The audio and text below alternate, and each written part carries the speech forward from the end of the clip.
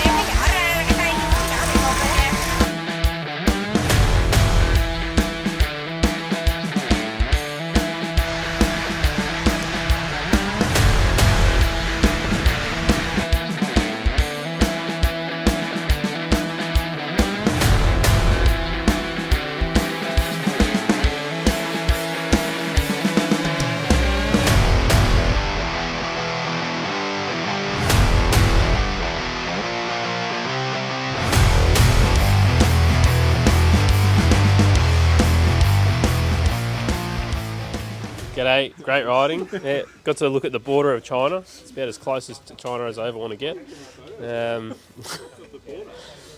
Finished off riding through the jungle, racing my mates up a dirt track.